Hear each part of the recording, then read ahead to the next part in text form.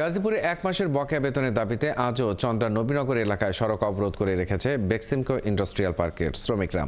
October মাসের বেতনের দাবিতে ষষ্ঠ দিনের মতো সকাল 9:30 থেকে বেক্সিমকো ইন্ডাস্ট্রিয়াল পার্কের শ্রমিকরা বিক্ষোভ শুরু করেন।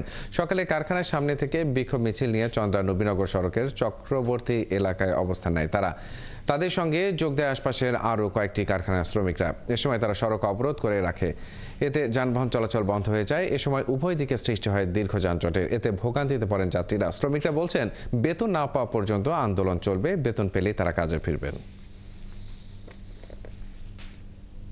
এই মাসে তো আমি 10 থেকে 11 তারিখ পর্যন্ত ডিউটি করলাম, করে আর ছেলেরা তো আর ডিউটি করতে চায় না। আমার তো পেট আছে, যেহেতু ওরা ঠিকই কাজের শিখবেন নাই, কিন্তু বেতন দিতে পারে না। জীবিকা নির্বাহ করে এটার উপরে।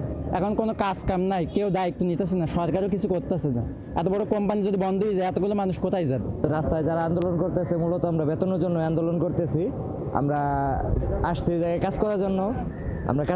আসছি মূলত ফ্যাক্টরিতে হাসিনা সরকারের পতনের পর থেকে কোনো প্রকারের বায়ার নাই, কাজ নাই, ম্যানেজমেন্ট আনতেছে না বা কোন পক্ষে থেকে কাজ দিচ্ছে না, এরকম একটা পরিস্থিতি আমাদের। যাই অফিসে ফিঙ্গার দিয়ে বসে থাকি। গার্মেন্টসও ঠিক একই সিস্টেম, সপ্তাহে ছুটি দেয়, কোনো কাজ কাম ঢুকাইতেছে না। এটা কি ম্যানেজমেন্টের সমস্যা না কোম্পানির সমস্যাটা বলতেছে না, কিন্তু আমাদের মালিক তো আটকে আছে। আমরা আন্দোলন কোনো কিছু চাই না, আমরা চাই বেক্সিমকো চলুক সুষ্ঠুভাবে, আমাদের বেতন দিক, বেক্সিমকো খুলুক।